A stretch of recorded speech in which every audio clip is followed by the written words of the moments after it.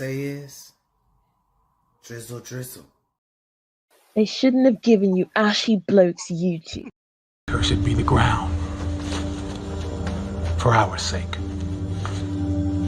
Both thorns and thistles it shall bring forth for us. For out of the ground we were taken, for the dust we are. And to the dust we shall return.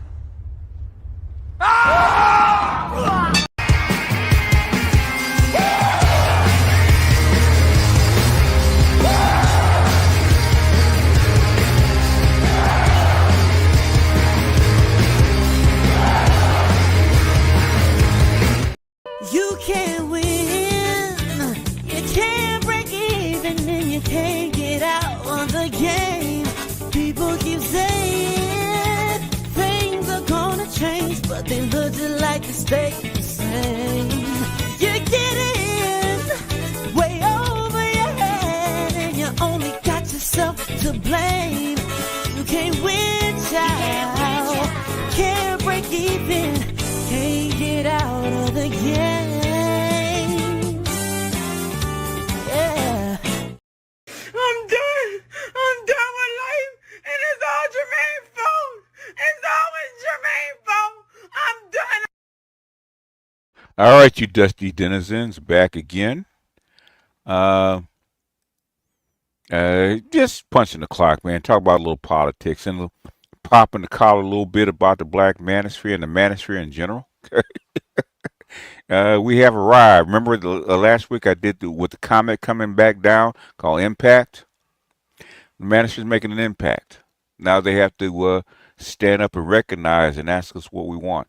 AL's batting first. Adric is batting second. Move that runner along. Oh, Toya's batting third with the apple and the big apple. Okay, what's going on? And that little dress that she made a shirt.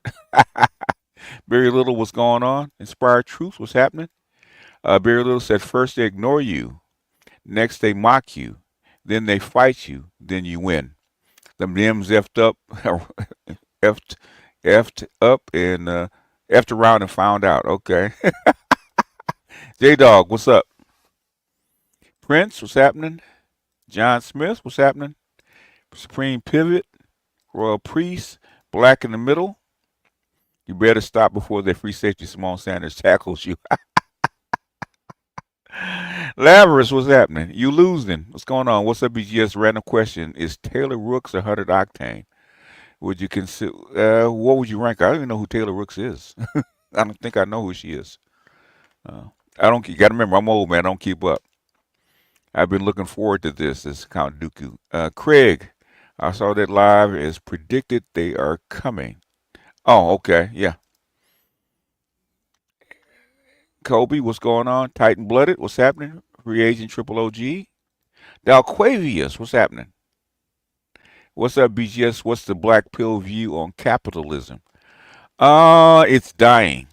Okay, slow death. It's going to transition into something else.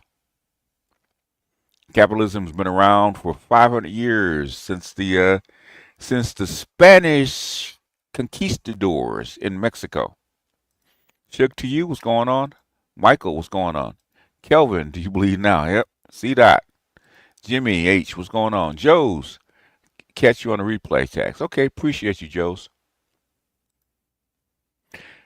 I said I need to practice how to play that bass line. He's in here. He might be in here. He might teach you. Soul Provider, what's going on? What does the Jedi have to say? What do you believe? Okay, I don't believe it. This is why you failed. Democrats didn't believe it. That's how come they failed. Gundam, what's happening? Mr. Snazzy, what's happening? Eddie, what's going on? Doing donuts in the parking lot. What's going on, Eddie? Azriel. Okay. Oh, yeah, I did. Appreciate you for sending it to me. And why have you reviewed the article about the Wire and the Manosphere? Oh, yeah, I think I have. I'll check it again. Let's get it in. J-Dog, okay. AB Media, Instant Media, what's going on? I thought we were low information and had no reach. Little Maple Leaf, what's happening? There's Woo Man. Jeremiah, Ilias, what's going on? Loved by few, hated by many, what's going on? Mr. S, a big trick in the building, what's going on? Hey, what's going on, Fire Nation? Tell Nicole Murphy I said hello. Layman, what's going on? John Smith, Oak Ridge, what's happening? Turtle Bitcoin, what's going on? Turtle Bitcoin must be rich by now, man. You know, basically, Biden made Bitcoin take off. JT, what's going on? Trail? Oh, you're in Orange County. Okay. Leary. I used to call it used to be white folks town. Now basically the Asians own Orange County. Leary, what's happening? Dusty PhD, Two Triv, Eric O, Blue Sox, Ninja Person, what's going on? Quentin and Daryl Moore. I wish the Godfather of Camera Service was here to see this. Oh yeah, well he'd be smoking a good old rolled up cigar on the beach somewhere. Babu and Two Triv. Robert Mustafa, what's going on? Anyway, let's go ahead and get started. Let's get this out of the way. You know, while we have time, okay? As Riel actually sent this to me, it's just more evidence that we are making an impact when a lot of people said we weren't even being listened to, right? Strategists say young men feel rejected by the Democratic Party. Okay, there's a bunch of these things going around. Okay. I mean, this is when basically you can't even hide it. They're, basically they know they effed up with men. Present. Took it down. Try it again. Wrench Turner says, in the words of Andre Brower in the Tuskegee Airmen movie, "You have arrived. In the dust we trust." Yes, sir. All right. Give me one if you guys can hear this. Well, I heard from some of the, the very fancy political streets that bro culture was actually like taken. The term bro culture is to young men that Latinx is to the Hispanic and Latino community. I just want to throw that on the table. Is that true? Like, is the bro culture? Is it a backlash? Let's talk about bro culture. Rod, you got as much access to the stuff as everybody else, and you've been hearing about the Manosphere for the last 8 years. Okay. The thing is that y'all be talking smack about stuff you don't even know about. I mean, they should know about. BGS flight control to the Manosphere. Manosphere is supersonic. Escape velocity to civilians. Prepare for the sonic boom. Yes, sir. And when it returns back to the Earth in the comet form, basically it's going to cause an earthquake in dust clouds. Okay, the biggest dust clouds created by the big asteroid that hit Africa, right? A big old dust cloud went all over the world. And that's the Manosphere. Culture. I mean, look, I certainly don't feel like I'm a part of a bro culture, but there is a manosphere, right? There's a manosphere where these conversations are happening, where there are conversations that are not happening. Say it again, black man.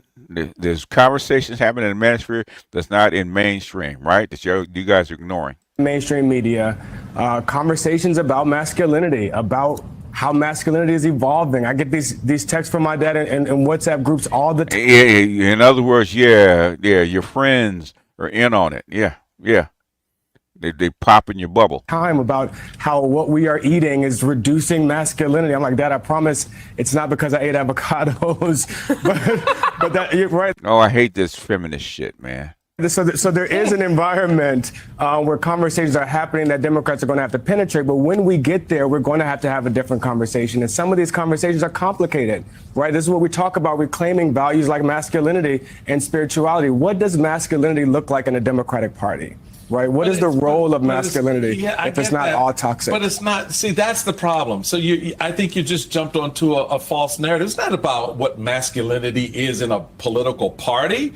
It's what's masculinity in our culture. In society, that's right. What does it mean for a young man to grow into a father, to grow into a productive member of our community? According to you, okay? According to you, because that's what you want, okay? According to you. Y'all never asked what men wanted. So this whole bro culture BS is this psychological warp game with young men telling them that they got to, have a particular attitude about women. They got to look at situations, through this lens where, Josh Hawley and others, hey, we're going to shine some light on our groin and we're going to become more. Who the hell is Josh Hawley? You guys don't. The thing is, they're still clueless about it. Okay, it's like explaining Bitcoin to an old banker. Men? What the hell are we talking about here? One thing I found interesting in our research is we asked young men, what does it mean to be a man? Number one thing. See, and he actually they asked. Okay, they finally asked, what is it? What is it to be a man? What do you want? Was protecting your family. Number two thing was honesty. So this is a complicated group. There's 25 million young men. I wouldn't put them all in a box, but there are young men. So they just voted for someone who is, in terms of protecting the family, is going to break up families. Break up families. He's talking about immigrants, okay? Instead of protecting families, going to break up families. He's talking about the migrants coming over. And in terms of being honest, hello, we're talking about Donald Trump here. That's my point. Like Democrats haven't lied for the last 3 years. Come on now. There are young men who voted for Kamala Harris who have concerns about feminism. And there are young men who voted for Donald Trump who support abortion rights. This is this true swing group. 7 million of them voted for Joe Biden in 2020. They can go back, but we have to speak to them and realize that they're not fitting into these boxes that we're used to. They don't want to speak to you. They want to talk down to you and dictate to you. That's the problem with the Democrats, okay? Especially with the females, okay? They want to dictate what masculinity is instead of asking you. They say, BGS, they can't be this clueless. Yes, they can be this clueless. Because they didn't actually respect men or respect the Manosphere, okay? And now they're grasping for straws because they think the old methods actually work. That's how Barack Obama came out and said that crap because he thought it would work. And when it didn't, it got thrown back in his face. Oh, shit, this shit don't work no more, okay? Now we have to find something new. Now they go into young people trying to find something new. Right. So after the election, you had a briefing, Young Men's Research Initiative, and your researcher said two things that I've been thinking about a lot. One is that people will say, like, well, who listens to 3 hours of Joe Rogan? People who stock groceries, people who drive trucks, it becomes a parasocial relationship. Yeah, the regular guys, okay? Who listens to Joe Rogan? Okay. But also this idea. You guys can do all these surveys, all these polls, all these focus groups, okay? You got $1.5 billion. Don't tell me you couldn't fucking figure out how to go do polls down the fucking Manosphere. Could have paid somebody. Could have paid Dr. T. You could have paid a whole bunch of people to come down. Actually, why don't you come down and ask us, okay? Instead of standing up there on your high horse. You can have fake names, okay? You have fake accounts. You can come down there and engage with the Black Manosphere or the Manosphere period and actually engage and see what we're talking about. Stuff is on. They have to do that. The stuff is online. All you got to do is listen to it. But you won't do that. Hell, they got AIs. You can actually summarize whole videos. Won't even do that. Idea the Democrats are so focused on the policy and the messaging, and that is one piece of things, and that is for the party to contend with. But what your researcher said is so long as whatever that policy and whatever that message is being filtered through the kaleidoscope of the media that folks are consuming, not just young men, right? Just this powerful media force. In other words, the kaleidoscope, in other words, the bullshit media that lies to you, which is why MSNBC is being sold. They will find a way to say, well, that message from Democrats isn't for you. That policy from Democrats isn't for you. So there's also, from an infrastructure perspective in the progressive space, someone has to deal with the kaleidoscope, either by penetrating the kaleidoscope or by saying, here's some alternate forms of media where, it's fun and it's entertaining and we talk about. You guys are not fucking teachers. You don't give a shit. We choose. Okay? We choose. There's still this kindergarten nanny state that says, okay, well, you unruly kids are out of hand, so we're going to give you this or we're going to give you that, instead of asking us what we want. They haven't gotten there yet. They'll get there. They just haven't gotten there yet. Culture, and we don't jam the vegetables into your mouth. Exactly. Fox News had no problem bringing in Manosphere guys like Anatanda, even though he's 1 degree separation from us. But yeah, he had no problem bringing guys like that in. They could do the same thing. They could do the exact same thing. Even though we don't like it very much, the Black Brain Trust, okay? or DC in Paradox. They're 1 degree separation from. They could have brought them and talked about the Manosphere. Okay? Yeah, she talks as if she is not part of the kaleidoscope. She is. Understand you're a full person with a full life, and we can talk to you that way. There goes the avocado. Let's talk about the investment problem. It's a fruit. If you go to the Democratic Party's website right now, they have a page on who we serve, and it lists 16 different groups. It says women, seniors, rural Americans. One group that's not mentioned is men. And I don't think that Democratic leaders are saying we are not for men, but the message is getting across. If you look at dollars spent, Donald Trump in this campaign outspent Dems 4-1 in terms of online ads. In other words, they got it. They got it. How come you didn't get it? And you knew they were spending it. How come you didn't get it? Ads targeting young men 10-1 in swing states. So there's clearly an investment problem. And then we need to start thinking about these distribution channels. How do we actually get through the kaleidoscope? Kamala Harris spent $450,000 a day to put her face on the Las Vegas sphere, okay? $450,000, okay? A day. She could have spent a tenth of that to investigate the black manosphere, or the manosphere period, okay? Get the fuck out of here. Let me not cuss. And get those messages that we want to young men. A part of my concern, though, is not just that the Democratic, what you describe as like the Democratic message is not for these men. It's that far too often it feels like Democrats are saying those men are not for us. Exactly. Right? If they don't, Say it again, black man. Guess what? That's the same thing Nina Turner said. The exact same thing, right? The black men or men, period, don't see themselves in the Democratic Party anymore. While some journalists are really incompetent. They're in a bubble, okay? They're in a bubble. And I wouldn't even call them journalists. They're talking heads. Anyway, continuing. The partisan, the progressive puritanism, right? I tell people all the time, in my household, my father is the head of household, and my mother agreed with that, right? That there's not, that in a culture that has raised men to believe that men are head of household, when they have questions about a woman as president, it doesn't mean that they're no longer our voter. It means we have to engage them in a tough conversation about why gender roles are evolving, why our country is evolving. It's the same thing Barack Obama did in 2008. He didn't tell every white person that had bias, you're not my voter. He engaged them in a conversation about how his grandmother, the person he loved the most, held bias too. And that's what Democrats are not doing. We are rejecting these men who have opinions. Say it again, black man. Say it again, okay? Because they don't use their pronouns, okay? Say it again. That are different than us, who don't hold our progressive puritanism, and we're telling them that they're no longer our voter. We don't want you here if you don't lead with your pronouns. We don't want you. Exactly. If you're not an intersectional feminist female, we don't want you. That's what they've been telling you for the last how many years? 10, 15? Here, if you don't believe that a woman should be president, as opposed to our country is evolving, there's a role for you in it, and this is what it's going to look like. One other thing that Obama... And what is that woman going to do for us as voters, okay? Not be just she's a woman president to be a woman president. What's she going to do? Is she qualified to be a woman president? Well, she wasn't, but that's a different story.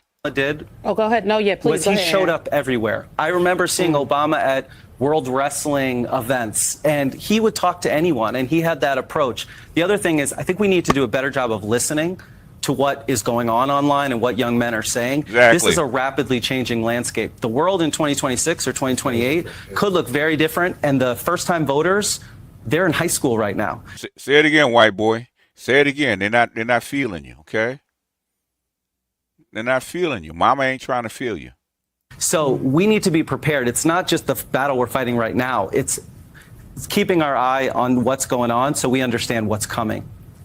I think this head of household a piece that you hit on. Here's a pushback. Here comes the pushback. Listen. And you and Aaron are dovetailing. I really think that there is something there. Y'all remember the weekend before the election, Governor Moore of Maryland came on our show, and he talked about, men need to stand up for their households. She does look like Magic Johnson's son. She really does. And that is how he framed it. He framed it as, as a man, if you're the head of your household, like these are the things, that I'm talking to men about in this election. And what I've heard is that some some voters have felt that maybe the language that was used to speak about men and in this election was a little condescending. It's like, let's talk to the men, and maybe we all need to rethink it. But I really think that when I talk to folks and they're like, oh, well, people just didn't want to vote for a woman, what you're saying is right, Terrence. In a culture where men have been young men and boys are raised to be the head of their household, and they're saying, well, I don't know if a woman can be president, we can't write that off. We need to engage it. It is painful though, because it's just like your mama raised you, but you don't think there they go. There's a mama in again. Your mama raised you, okay? Their mama raised you. She don't think she can actually be president, okay? There it is. That's the Barack Obama, Whoopi Goldberg shit. Okay, that's the gynocratic shit. It's not far. Okay, we got a black woman in the seat. Your mama been telling you what to do your whole life, but now you don't want a woman running the country. It's painful, but you got to have those conversations. Is what I'm hearing. That's right, and these are going to be painful conversations, but there's a way to hold our progressive values, right? Hold our progressive values and message them through these types of lenses. Look, as the head of my household, it is incumbent upon me to protect my family from a government that tells my wife or daughter who they can and cannot be. If God grants everyone freedom of choice, then why should government? There's that intersection of feminist bullshit. Okay. That's not why you lost. And grant my daughter any less than that. That is a different lens. That's a religious lens, a masculine lens for the exact same progressive values. We can do both. It's bullshit. Bullshit. That's what Reeves is trying to say. Okay, he's trying to put progressive liberal feminism into masculinity. Okay. You can have a woman run president, which I don't have a problem with a woman being president if she's qualified, okay? But trying to protect a woman, protect her from what? If she can run for president, she don't need my protection.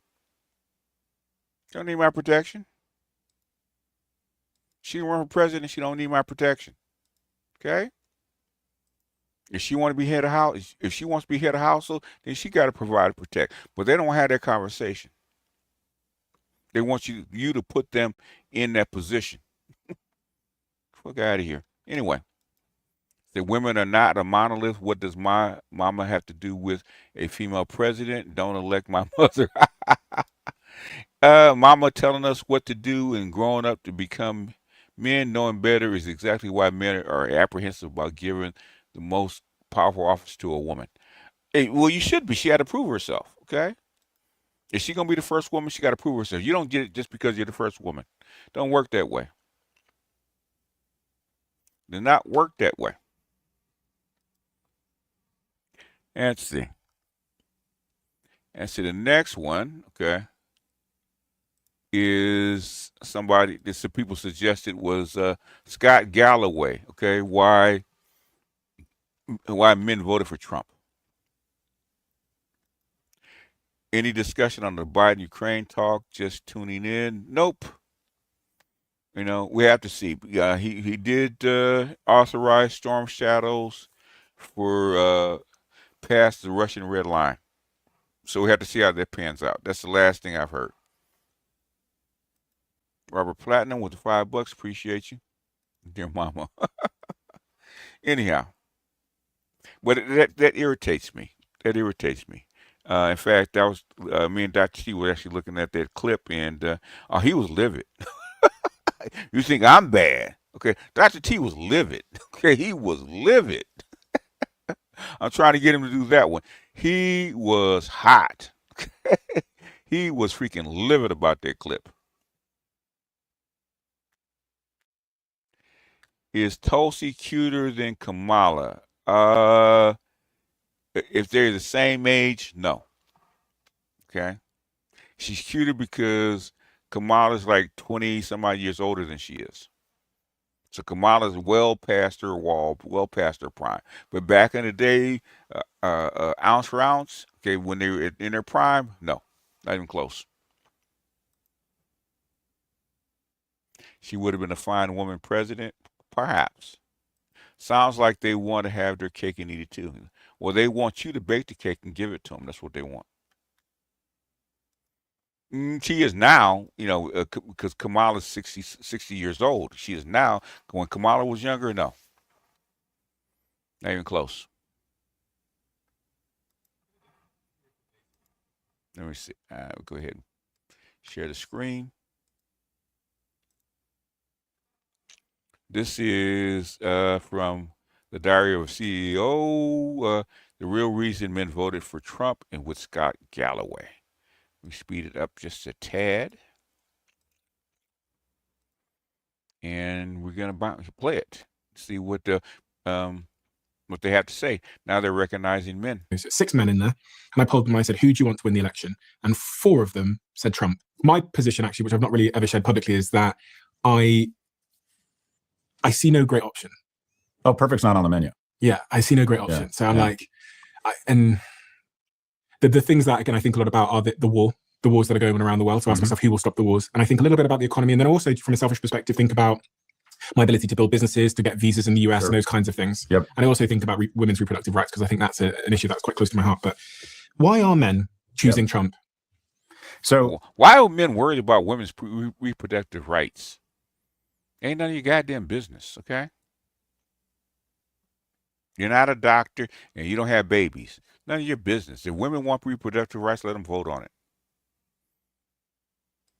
This is an unusual election in the sense that neither of these candidates, based on their metrics, has ever been elected before. We've never had it since maybe Roosevelt. Was it Roosevelt or Truman, actually? Have we had a president, an incumbent party, be reelected when they have less than a 50% approval? So if Harris gets elected, it's almost a first-time occurrence that an incumbent administration this unpopular gets reelected. Trump never cracked 50% approval.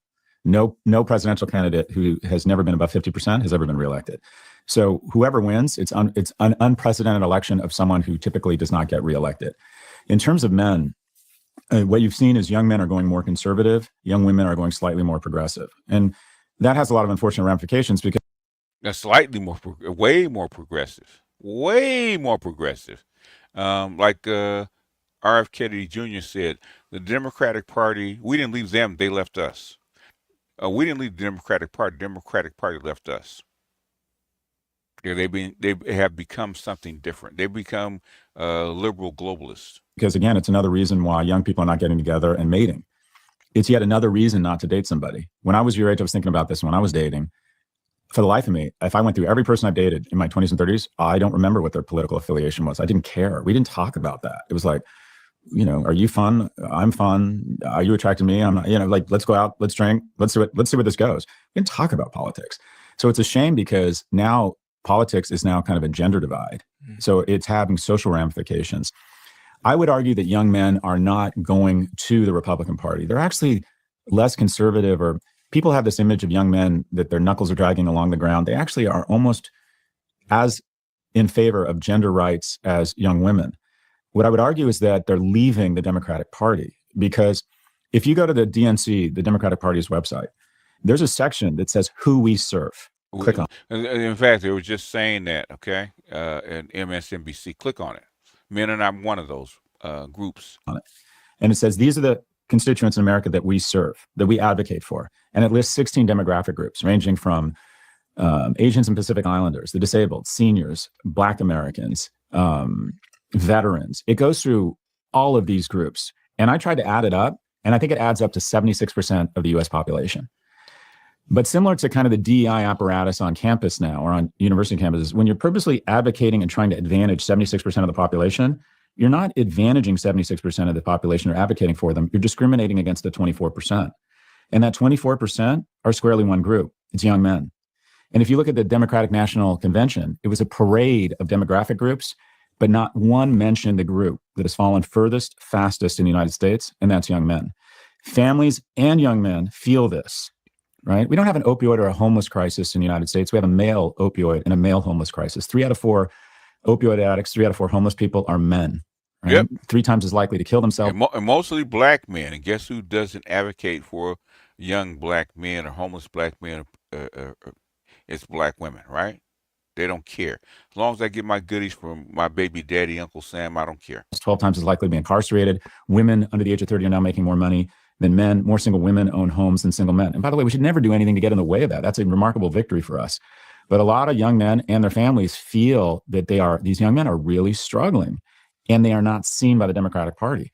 Because the Democratic Party, I would argue that our big failure over the last 20 years is that we've become sort of these self-appointed cops of social justice. Yep. And have tried to lecture the nation on what is the right social policy. Yep. Right. What you saw that in MSNBC, they're trying to lecture men on what they think the right social policy should be. Policy or behaviors. And then America has pretty squarely rejected this. The example I use is the University of Michigan, amazing university, has invested $150 million in DEI, social policy. And the number of complaints about racism is up 30-fold. The sentiment, the feeling about America has all gone down. And so the Democrats have decided we're about social policy as opposed to the economic policies that are actually going to impact you. And a large part of America has sort of rejected it. Young men do not feel seen by the Democratic Party. And it's not only just young men, but it's their families. What did Nina Turner say about being seen, right? Okay, they're using the same language. They know what's going on, okay? They have known what's going on. They just chose to ignore it. They know what's going on. They know about us. The thing is that we're like Voldemort, right? He who shall not be named. So I would argue it's not so much they're moving to the Republican Party as they're moving away from the Democratic Party. But Yes, it's just or the Democratic Party's moved away from us. this overused term, young men do not feel seen by the Democratic Exactly. Party. It's like you're fighting for everyone except for me. And Where was that? Let me find that, okay? Let me find that real quick, okay? Where my shorts at?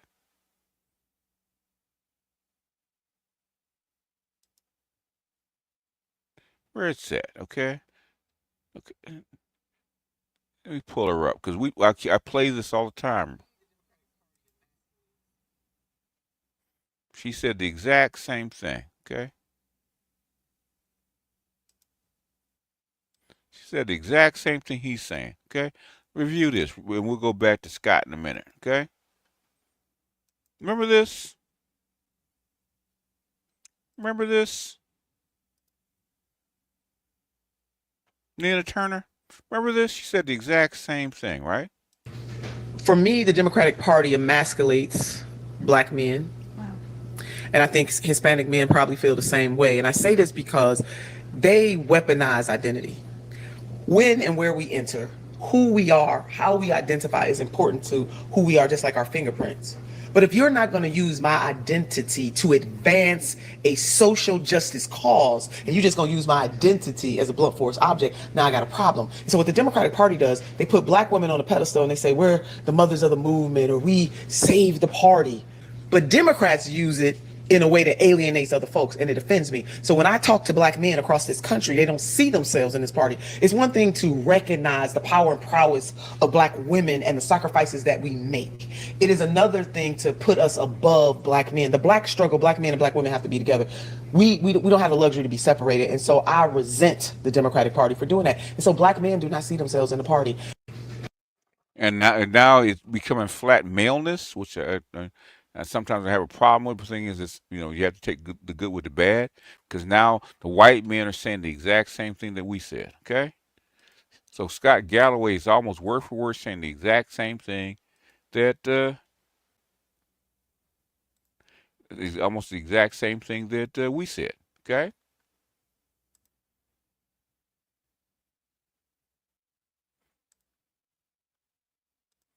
So basically, what you're seeing with Scott Galloway is echoing the same sentiment. Instead of talking about black males, he's making it all males, all young males. Flat maleness is going on right now. And let's be honest, my group is not doing well. The group that has ascended the fastest globally is women. Twice as many women in the last 30 years elected to some form of parliament. More women globally now are seeking tertiary education than men. By the way, again, a huge victory for all of us. Fantastic.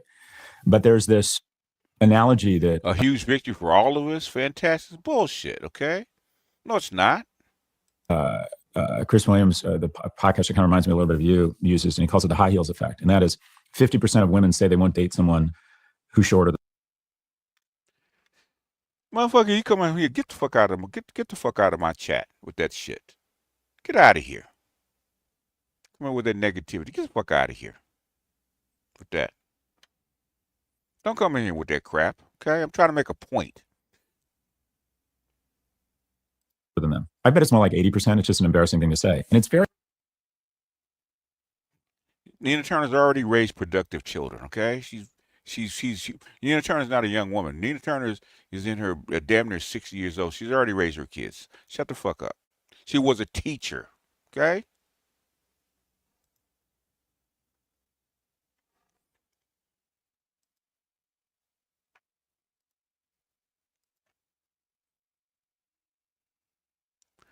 Yeah. Let's go ahead and send you to the. I'll do this personally. Let's go ahead and send you. Put you. It's not too long. Give you about a minute. Get out of here with that shit. Very instinctual because women at some point are more vulnerable because of pregnancy and raising kids, and they want someone who instinctively they feel could physically protect them. So they tend to be not attracted to a man shorter than them. Metaphorically, women are getting taller and taller each year, making more money, more college attendance. They're just killing it. More and more people elected to positions of power. I hate this this go girl shit, trying to blow smoke up women's asses and then get them to actually feel sorry for men. Fuck them. Influence. Men are getting shorter and shorter. So in sum, we've talked about this. Women mate socioeconomically horizontally and up, men horizontally and down. The pool of horizontal and up among men is smaller. And when men don't have the prospect of a romantic relationship, they come off the rails. Women oftentimes will reinvest that energy in friendships and work. Men reinvest that energy in vaping and video games and porn. I mean, men without the prospect of a romantic relationship, look at the most. It had nothing to do with pussy, okay? Men want a lifestyle, okay? They don't care about romantic relationships, okay? Give me a job where I can give me a car, a house, and a stable lifestyle. They don't care about all that crap, okay? Young men don't care about that. They don't care about women like that. They care about their future. They always try to break it down to pussy because women don't have nothing to offer you except pussy. Violent, unstable places in the world, they all have a preponderance of things, and that is a bunch of men with very little economic or romantic opportunities. Fuck romantic, economic. Okay? China's not violent, okay? China's not violent. Their romantic opportunities are slim because they don't have enough women. Guess what? They're not violent, okay? What they do have is an economic future. And so you have a cohort of not only young men, but families that are upset and angry about this cohort, maybe unfairly expectant around. Get my likes up, man. 516 people watching. Get my likes up. I know people in here watching politics, okay?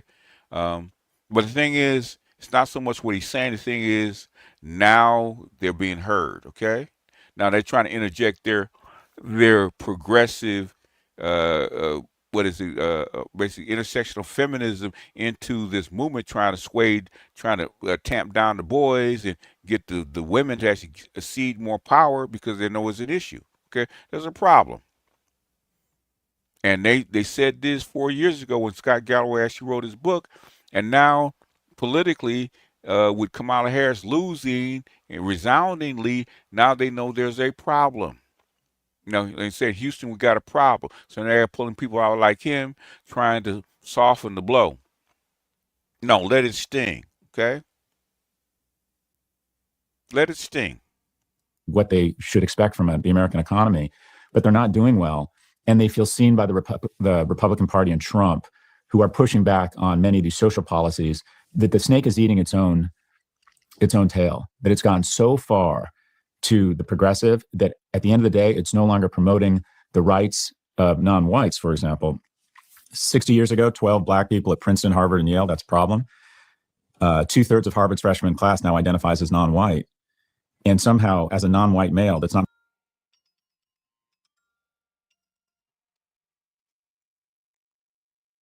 making as much money, that's more inclined to be an addict or gambling, that owns fewer homes. Somehow, I'm still the enemy. I'm still I've been told by media that I'm should have collective guilt because of the privilege my dad and my granddad received. So there's I think, justifiable anger and a feeling that the Democratic Party has really moved away from young men. If you love the Driver CEO brand and you watch this channel, please do me a huge favor. Become part of the 15% of the viewers on this channel that have hit the subscribe button. It helps us. See, this is stuff that's going on, man.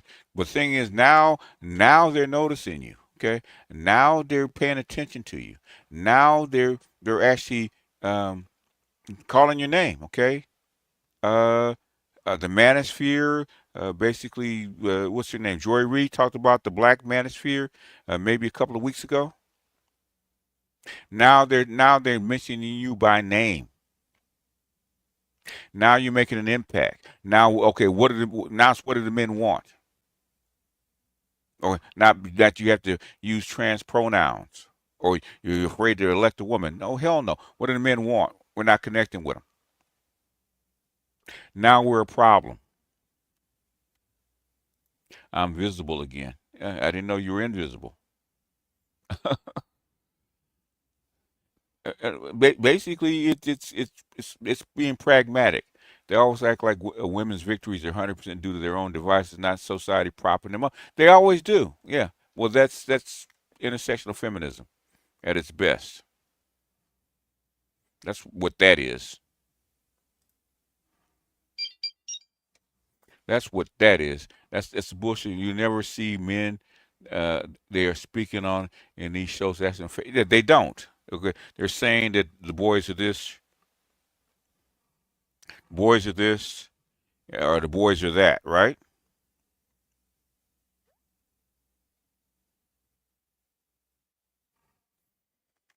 And they never actually go into detail. But this has been going on for a while. This one is where is it at? Now this one's done by his buddy, okay, Reeves, okay, a few days ago, okay. The same thing's going on, right? Okay, and this is it MSNBC? I think it's CNN, okay. Now all these so-called masculine feminists, or it's what I call them, are coming out of the woodwork. Put it on a T-shirt and let it sting. What do they say? Put some tussin on it, right? Okay, you'll be going over this tonight? Okay, cool. Maria says they're calling Rogan, they're calling Rogan Manosphere. He's nowhere near that. The thought of helping men is vile thought to Dems. It's insane. Notice Galloway's only trying to save the white men. He is, but the thing is, which I don't care about. If he's trying to save the white man and he's putting male-centered laws through, okay, they get male-centered laws. We always gonna, we're gonna get crumbs, okay. We're always gonna get the scraps. The thing is, right now we're not even getting scraps, okay. The women did that back 60 years ago with Polly Murray. They actually gave this shit over to the white women because we weren't a big enough demographic. The black men as a demographic is not big enough. Okay, so some things are going to have to be joined with white men. Okay, if white men going to do the heavy lifting, go let them do it. Okay, we know who's trying to save, but the thing is, we got to get some kind of momentum. Now we'll work it out when they start handing out goodies. We'll work it out when they start handing out the food. Okay, but the thing is, they got to get the food truck here. Because if you try to get it for black men, black women will hold that shit up until hell freezes over because they don't want you to have it. But they can't stop white men from getting it because white men will lay down and lay flat. Incidentals, yep. Has missed a huge opportunity to fight for young male votes. Richard Reeves is the president of the American Institute for Boys and Men, and he joins Hari Srinivasan now to discuss why Gen Z men swung Trumpwards in record numbers. Christian, thanks. Richard Reeves, thanks so much for joining us. You have been talking about the changing pressures on boys and men in America for a number of years now, and it really played out during this election for people in a surprising way.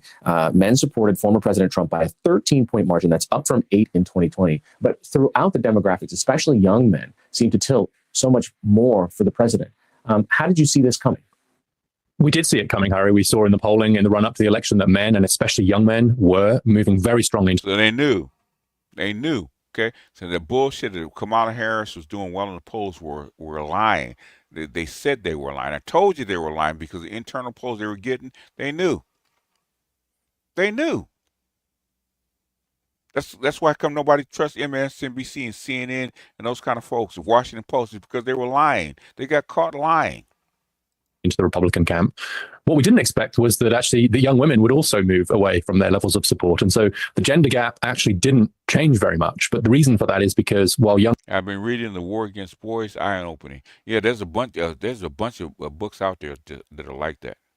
Young men moved to the right, so did young women. Now, of course, the gender gap remained, but any story about this election has to take into account the fact that the move wasn't just among men. It's the real danger here is that, particularly because we had a female candidate on the Democrat side and such a sort of performative masculinity on the Republican side, that the move of men, and especially young men, will be falsely attributed. They always call it performative, okay? Donald Trump was being himself, okay? He's being himself. Nobody wants to go around being shamed because you didn't call somebody that had a beard a her, okay? Or you don't want to date somebody that wore a dress and call themselves a woman and say, well, she is a woman, okay? Trans women are women. Bullshit. Anyway, let me stop cussing before I get in trouble. Probably have to go cut that out because YouTube is going to protected groups, okay?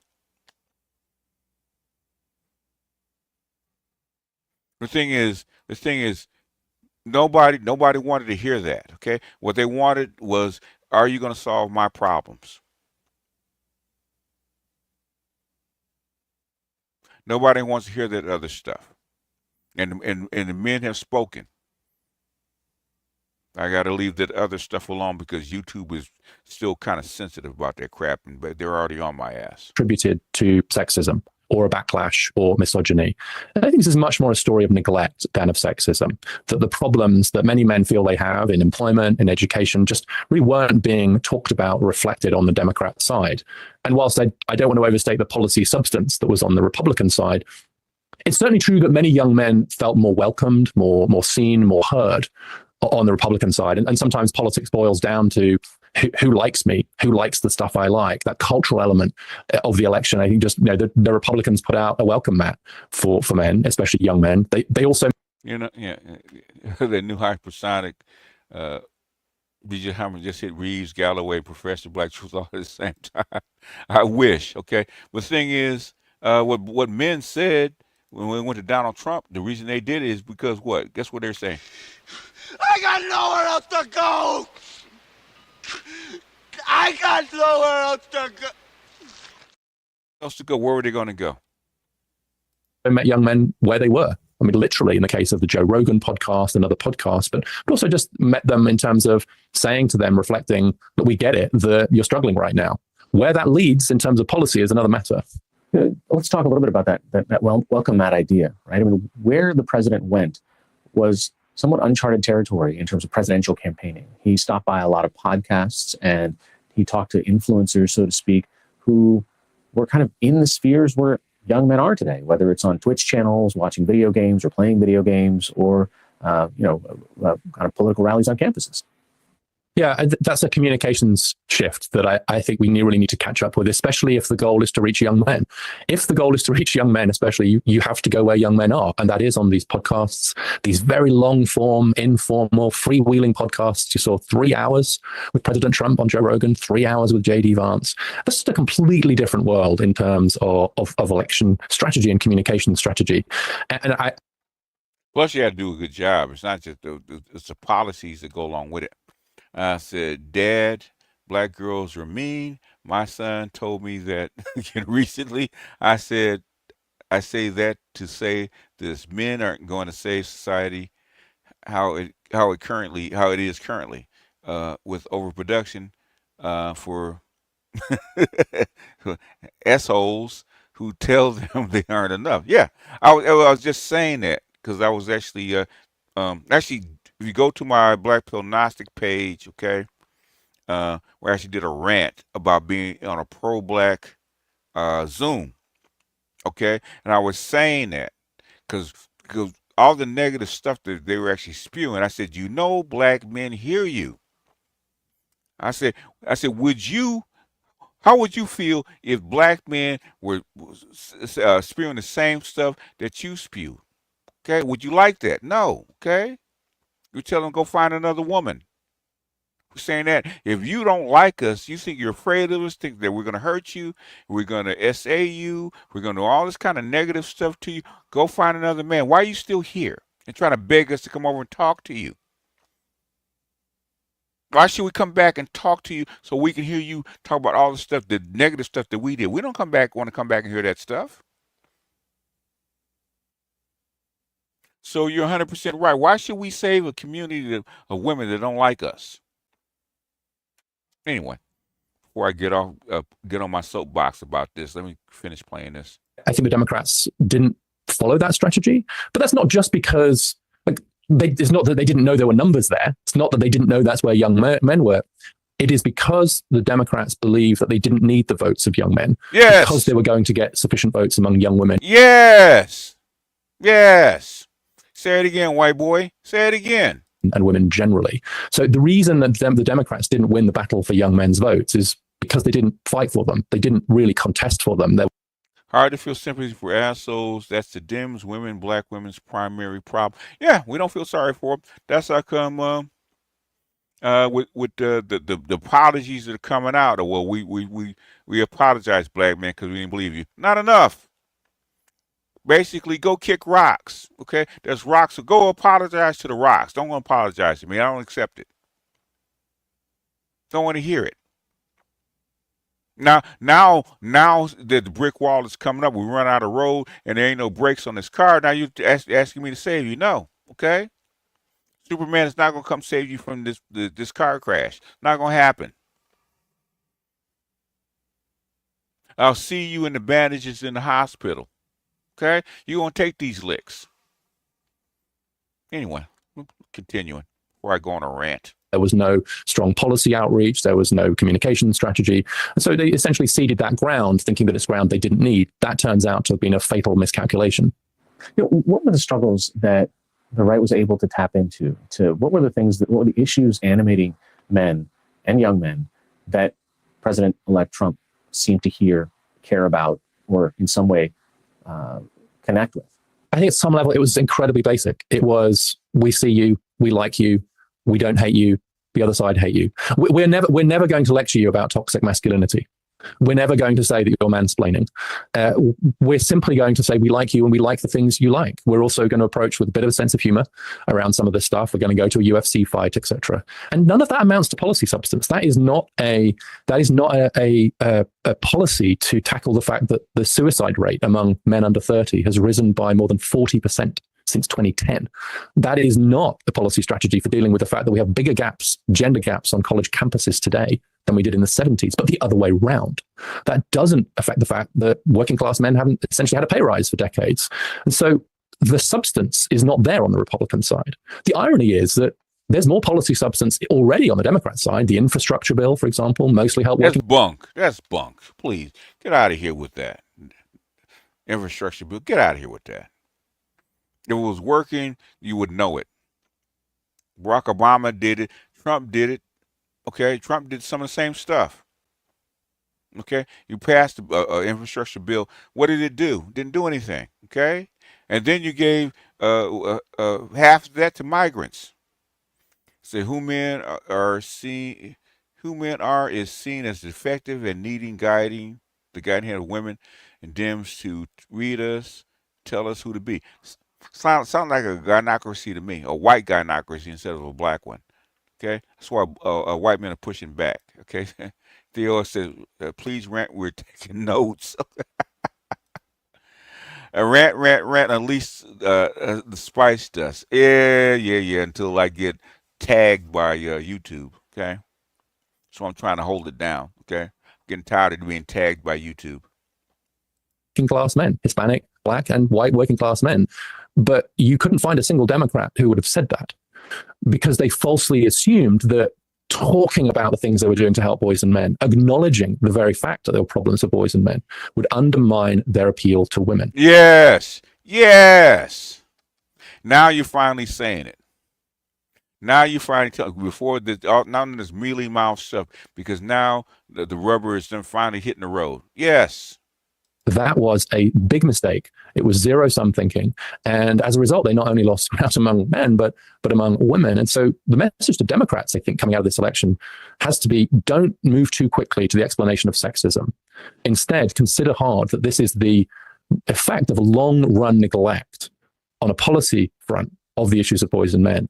Now, we've seen his support among men overall stay relatively steady of male voters. I mean, it inched up a little bit. And as I look at these numbers, 60% of white male voters went with him this time versus 62%, say, in 2016. But what's really fascinating when you start breaking down the support among men by race is what happened with both black male voters as well as Latino male voters. And he went from 19 to 21% support in black male voters, which is better than last time, but from 36 to 55%. What accounts for that? Well, the first thing to say, of course, is that the overwhelming majority of people were not voting on the grounds of their gender or of their race. This was an election dominated by economic concerns. Thank you. Thank you. Thank you. Common sense. Somebody actually tells the truth. Somebody, that's what Brookings actually has to be analyst first, okay? He's telling the truth. I really want to know what the couch numbers were. I think the couch won this time. He's telling the truth. It's economics. It wasn't about race. It wasn't about gender. It's about economics. Nonetheless, the loss of support among black male voters, as you point out, but especially Hispanic male voters, should, I think, be a sign that unless there's a strong economic agenda that is crafted in a way that will appeal specifically to men, yes, as well yes, white boy, tell them, yes, as to women, then the Democrats will continue to lose ground among those constituencies. Yes, tell them, white boy. So this is a place where I think class and gender and race are all overlapping with each other. And what you're seeing is a number of men, especially men, but Hispanic women, as you know, also swung pretty strongly towards Donald Trump, although remaining support. Because they're not because their men aren't working, they're not bringing in money. Okay, it's called economics. Overall of Kamala Harris, which is that not only do you need an economic message and need to be talking about the economy, but you also need to be talking about that in a way that is particularly going to land with men. And so to the extent that there was a policy discussion on the Republican side around manufacturing, some skepticism perhaps around higher education, some of that does seem to have landed with men particularly. I think there are quite a few people who are surprised that, I guess as a collective society, we used to hold the role of, or the person who filled the role of president as a role model for the whole country, somebody we want representing us on the world stage. And in the case of young men and boys, we saw a president, or we have a president-elect now, who has been found liable of sexual assault. He's been accused of that by several women in his life. And I wonder, how were men and young men able to set those things aside? Well, because, well, for one thing, as we said a moment earlier, the motivating factors for a lot of men were around the economy. Yes. And so you heard. Yes. So they overlooked what he did. Yes. A lot of focus groups, men would be saying, look, I don't like him particularly, but I want the economy that he delivered for me. I like the idea of lower taxes. I like the idea of a job. I like the idea of manufacturing coming back. And so it is perfectly possible that many of these men voted for Donald Trump not because of some of the issues you just raised, but to some extent despite them. Yes. I think that's a very, very difficult thing for people to get their head around, which is that people are able to hold in their thought contradictory ideas about a candidate, which is like, I don't like certain aspects of this guy, but I think I'm going to be better off. And I think he sees me a little bit more than some of the other candidates do. But I do think that... See the thing about being seen? That's normally a feminine word about being seen. Now we're starting to use it. There's a vacuum here, particularly on the center left, around a willingness to just accept that there is a positive version of masculinity and the role of men. At some level, a lot of these young men especially, they're not sure what the message is to them about whether we like them, whether we need them, and what their role in society is going to be. And whatever you think of the way in which the Republicans talk about the importance of men and the role of men and the signals that they had about being friendly to men, the danger is that will be silence. And so I worry a little bit that people say, well, how could men be attracted to that role model of masculinity when there wasn't really an alternative being put in front of them? Yes. And so that, again, it's that sense. You even saw it in the final stages of the campaign where young men in particular were being urged to vote for the Democrats if they love the women in their lives. And that's not good enough. It's not to say that, of course, we don't care about the other people in our lives, but if you're essentially asking men to vote for Democrats because the Democrats stand for women, That's a pretty flawed political strategy again. What was the role? It's dumb shit. That's the intersectional feminist shit, right? Okay. We're actually talking to women. They really weren't talking to men. Of, I guess, Tim Walz as a potential role model for masculinity. And was that too late? Did that not land? Of course, everything was done pretty late. And so that's a broader question for the campaign. But I will say that I was extremely disappointed not to see better use being made of Tim Walz, and in particular of his biography. Tim Walz was the first career public school teacher to run for such high office, but not only that, a coach. And you had his own students coming out talking about the sort of service-oriented kind of masculinity that he had demonstrated. And if there was any candidate who could have plausibly set out a positive vision for the role of men in society, for a campaign to increase the share of male teachers, to really tackle this mental health crisis we see playing out among young men, then it's hard to think of a better CV, at least, than the one of Tim Walz. It was easy to imagine him giving powerful speeches, running really strong advertising campaigns directly targeted at young men, with an empathetic, respectful, policy-based message to those young men. None of that happened. So I think among the many missed opportunities that we saw on the Democrat side of the campaign, the failure to send Tim Walz out, backed by a strong policy agenda to win over the votes of young men, will be one of them.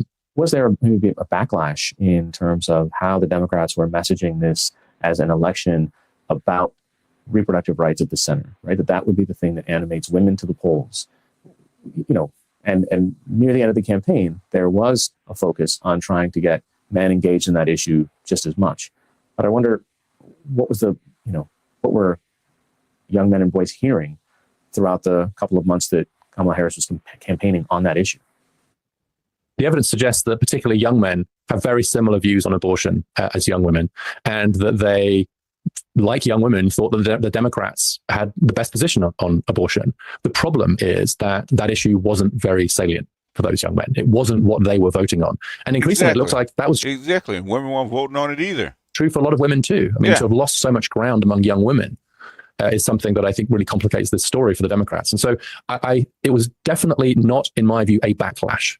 You will struggle to find any evidence that, particularly among young men, that they were somehow reacting against this idea that reproductive rights for women were threatening to them. I think that's a myth that it might start to circulate on the left. It's simply that abortion wasn't such a big issue in this election as the Democrats had hoped it would be.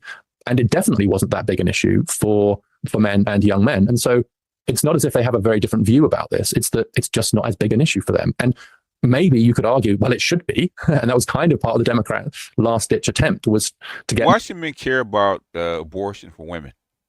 One way or the other. We don't carry babies. Most men do not care about abortion. They don't. Unless she's trying to have a baby that you don't want her to have. Other than that, you don't care about freaking abortion. Men to care more about that issue. But unfortunately, politics is much more about going to where voters are than telling voters that they're in the wrong place and that they should come to you.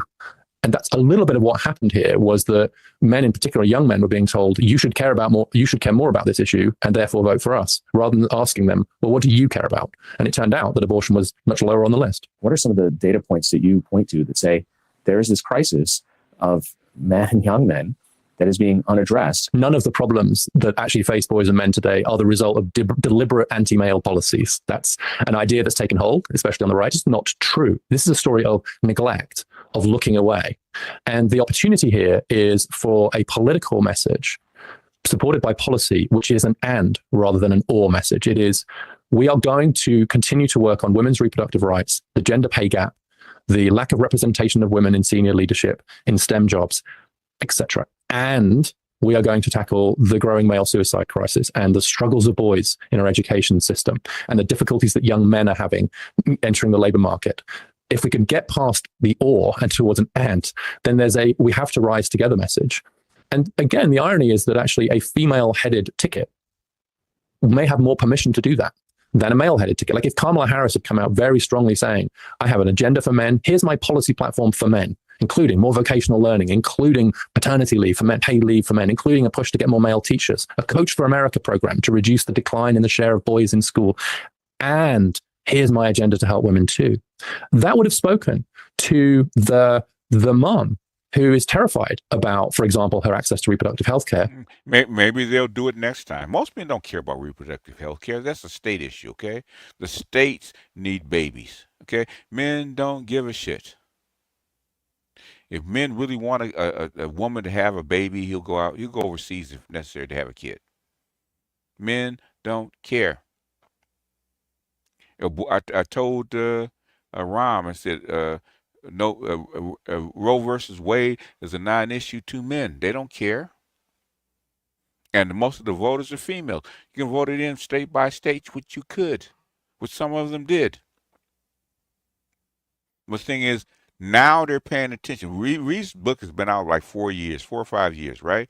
Now they're paying attention. Okay. Now they're asking him questions. Now come looking for him about what's wrong with men. How can we get engaged with boys? How can we do something for boys to actually get them where they need to be, where they actually come back to the fold? Okay. Now they're paying attention. And the thing is, now when they start paying attention like this, black men should be putting in their bid. We should be at the front of the line with our plate. Okay. We eat first. Okay, we've been neglected for so long. We eat first. That's the next thing that black men should say. I think we should start that slogan. We eat first. Okay, y'all been doing this for years, and now since it's been done to you, you're trying to use our shine and what we have said in our slogans. No, we eat first. And when we get ours, then you can come behind us and get yours. But things we eat first. Anyhow. Let me check for some cash apps just in case they came. Yeah, there's one. 2 Trey, appreciate you. Okay. And that is it. That's all we have. I just want to, there's something that the Dark Knight said, right? Okay.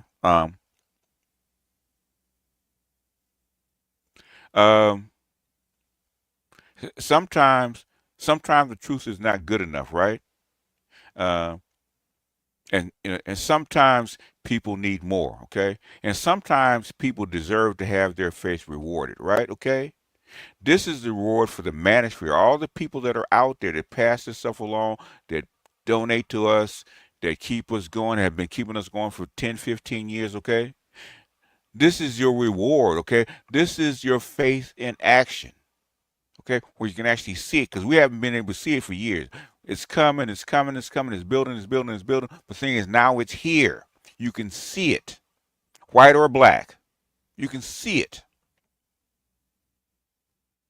Sometimes people need to have their faith rewarded, okay? This is your reward. Pop your collar, man. Y'all go out to have a drink, pop your collar, okay? Your faith has been rewarded. They hear you now. Okay, now it's time to put in some more work and get the goodies that come along with the faith, get along with the recognition, go along with the power. Okay, you're here now.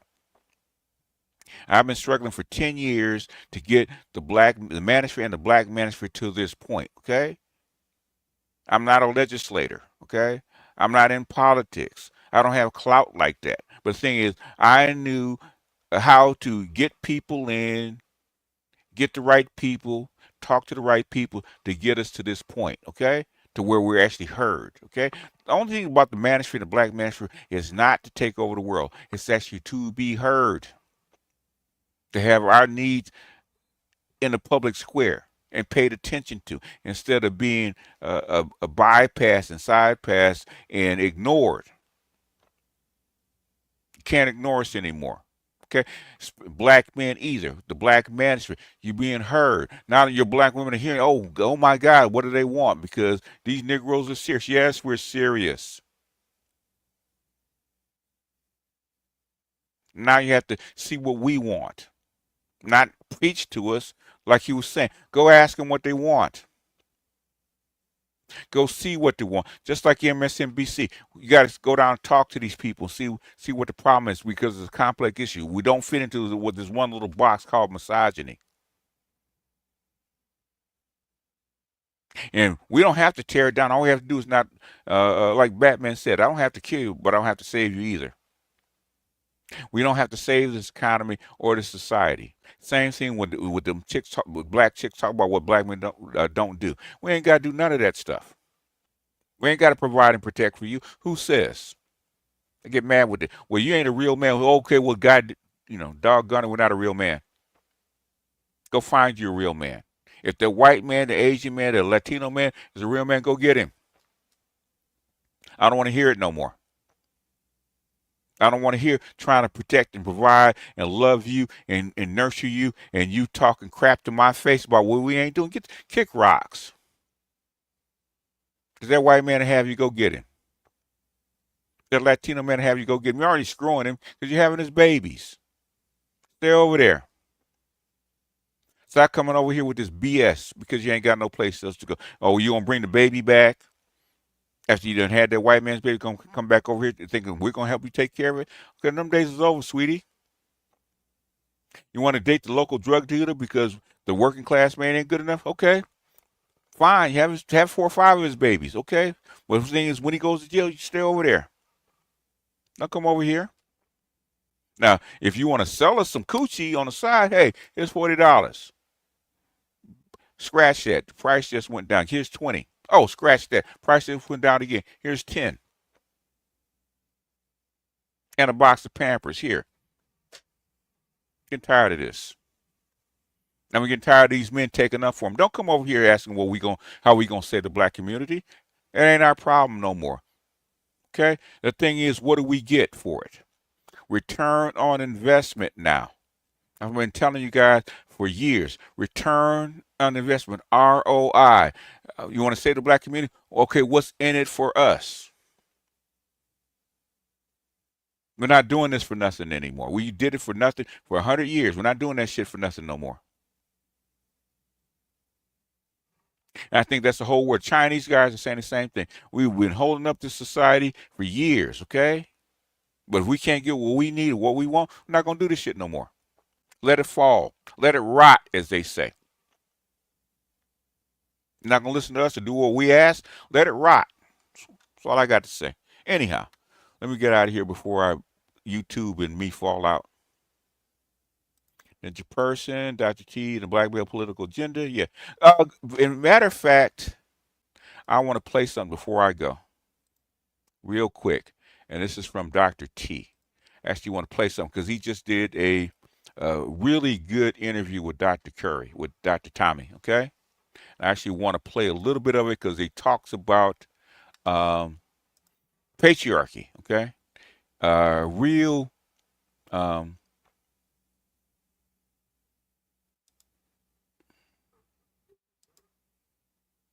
he actually talked about patriarchy and what it meant and his description of it, and very cogent, man. And some of the realest shit you guys are gonna hear. He said you need to back up your catalog. They might delete your stuff, take your material, and claim it as their own. They probably will. They do it anyway, man. I hear my stuff all the time, right?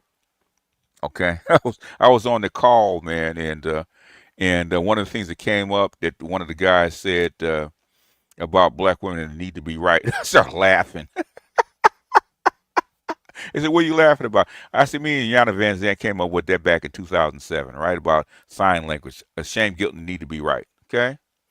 Kevin added the I and made it more salable, okay? And that's when it took off. The thing is, but basically, it's how black women feel about themselves internally. And they actually project this stuff out onto us.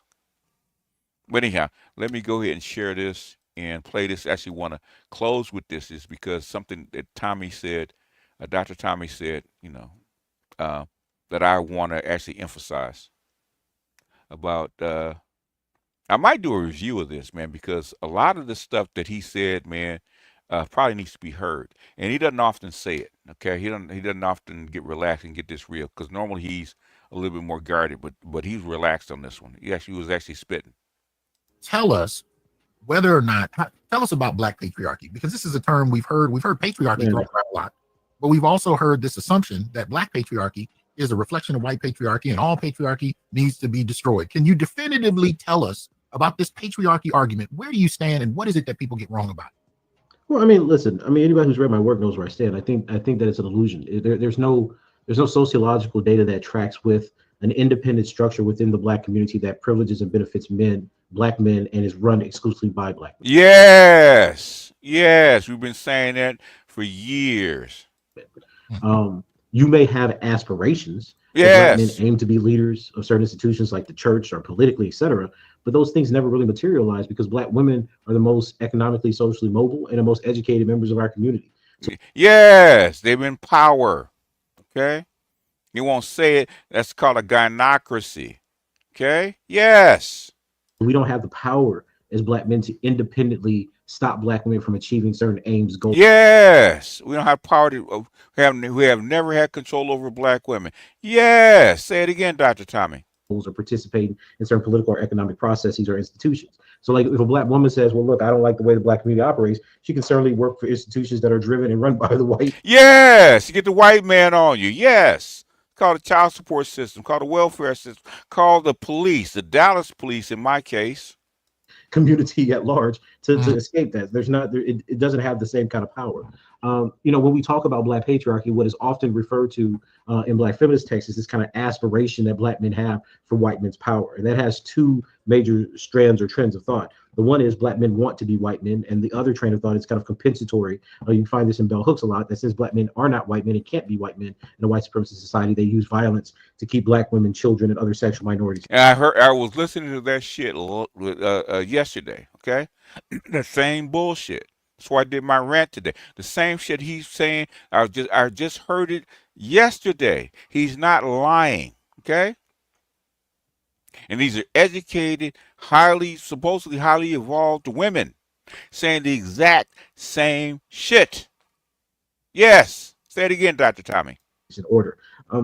People are so anti-scientific in America that they act like we can't just test these theories, but none of the data suggests that, right? We don't see a unidirectional occurrences of violence solely perpetrated by Black men and boys against Black women and girls for the sake of power, right? We do not see that in any of the CDC, stats for the last 3 or 4 decades. We don't see it in the homicide data. Yes. Right. It's just and those lies. They tell the same lies against us that white women tell against us. It's just a whole bunch of places that we would look to see, to track this violence, and it just doesn't appear that way.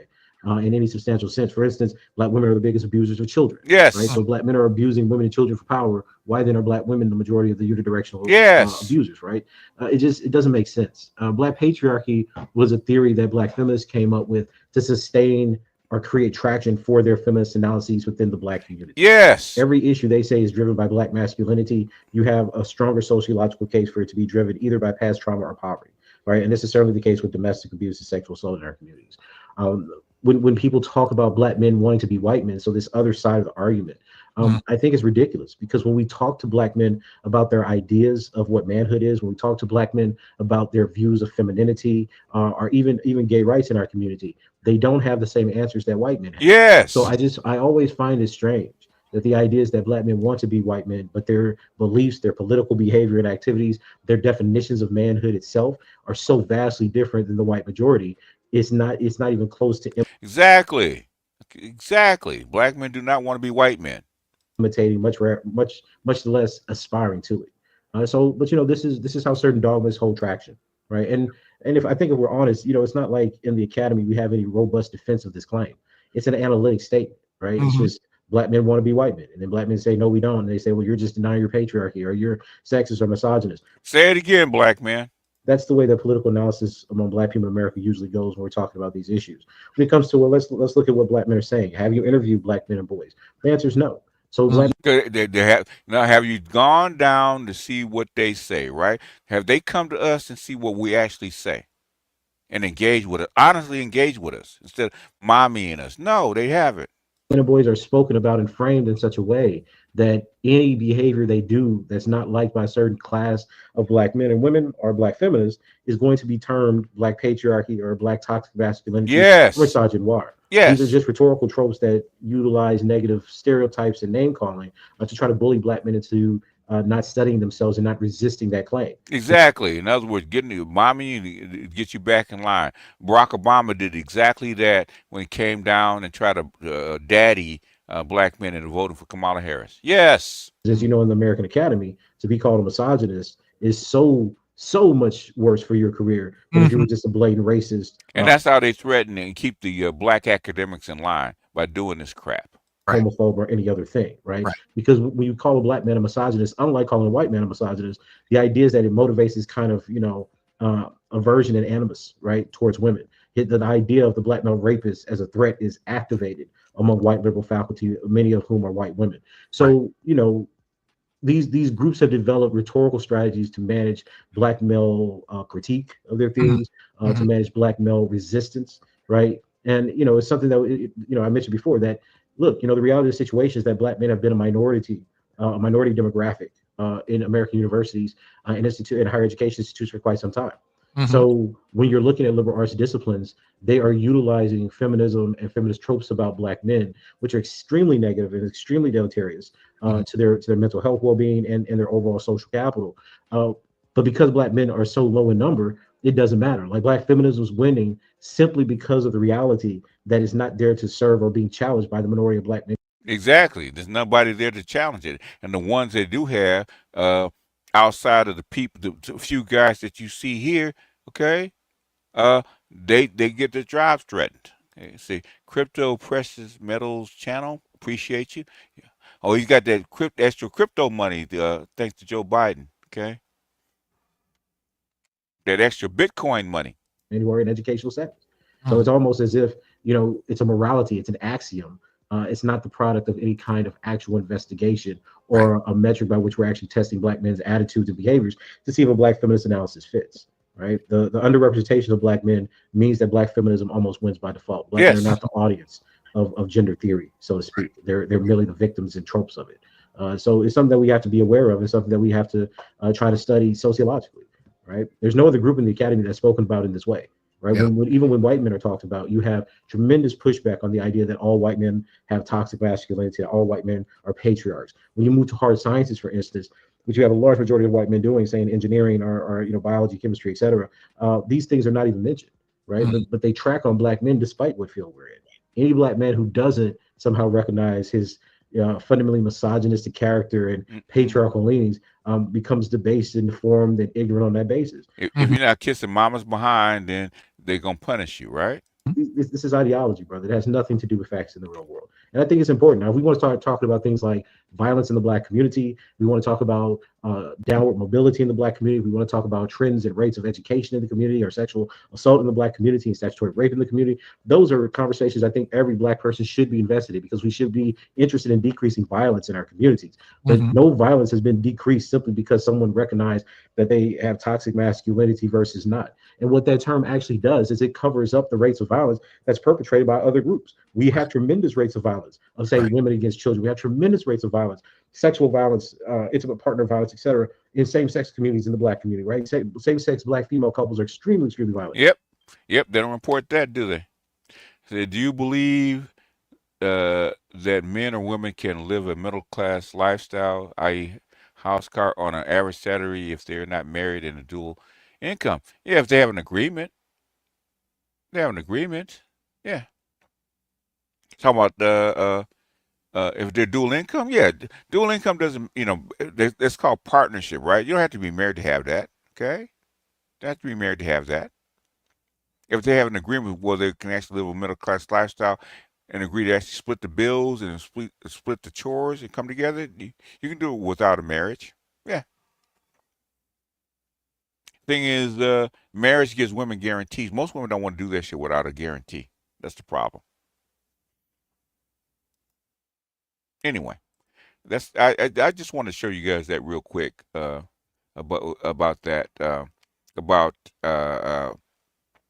so-called patriarchy. When they come out, they're beating their chest. I believe in black male patriarchy in the black community. This shit never existed. Never existed. And unless you get the women to buy into it, it's never gonna exist. Stop trying to offer your way through it. You're not gonna change the whole black community. If you can do it within your own family, by all means, go for it. But stop trying to paint a broad brush that you think you can actually move this whole freaking dysfunctional community. It's not gonna happen. Stop trying to preach it to black men, okay? It's not their job to come save this community. It's our job to cooperate with the functioning of this community, not to save it. If it's dysfunctional, it's not working, the women like dysfunction, let them go. That's what I say. You only got one life. It says same-sex women couples are violent. Yeah, ask the WNBA. That's true. 35 to 50K equals a comfortable lifestyle. No. Okay. It's a working class lifestyle. Okay. Oh man, I wish I had it. I don't think do I have it? Let me see if I have it. I'll see if I got it real quick. Let me go ahead and pull this down. I don't know if I have the chart. If I have the chart up, I will display it, but I don't think I downloaded the chart. See, where did I put it? It could be, very could be in StreamYards in my whatchamacallit. Let's see. Let's see if I have it. I may not have it.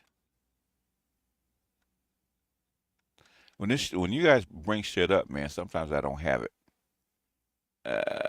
I don't think I have it.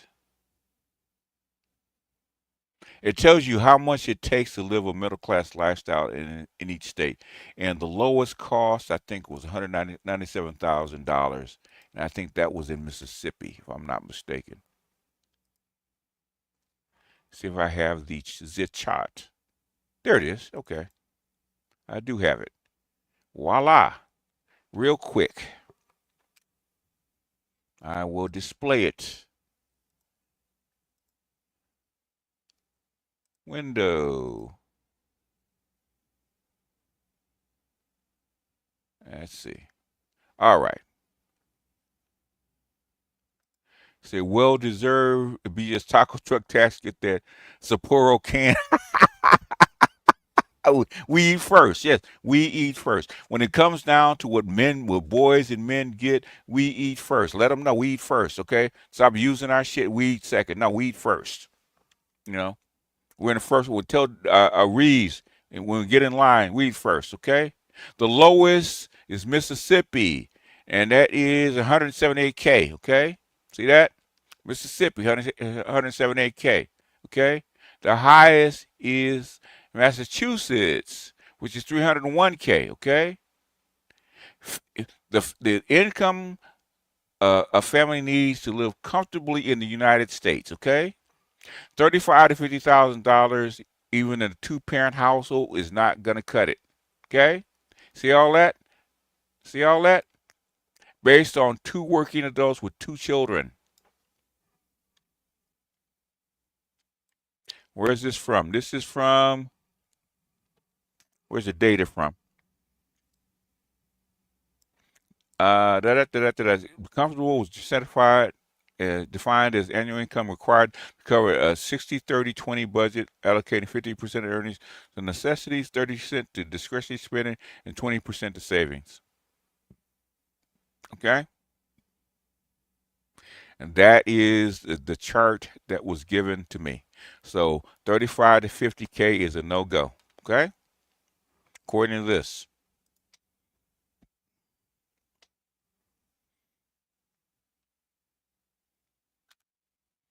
What do they mean by comfortable? Nope. That's what. Okay. Well, you can say what it is by what you define it as, and this is what was sent to me by a banker, which is Salchi. He sent it to me. Okay.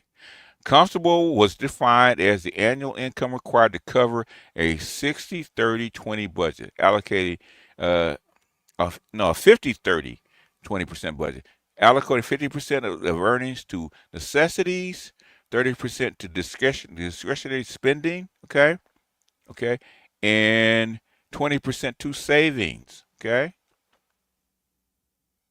saving for emergencies, okay. That's comfortable, okay, not working class. If you have 2 parents and 2 kids.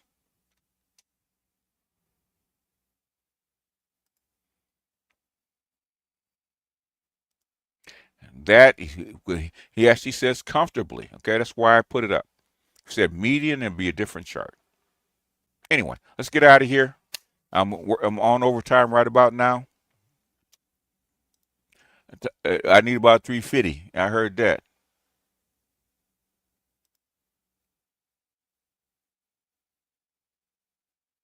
They said comfortable, okay?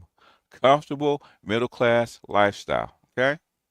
That was the question. That's why I pulled up the chart. Argue with the chart. Don't argue with me. Anyhow, y'all, let me hit it and get out of here. We are on overtime right now. So, anyhow.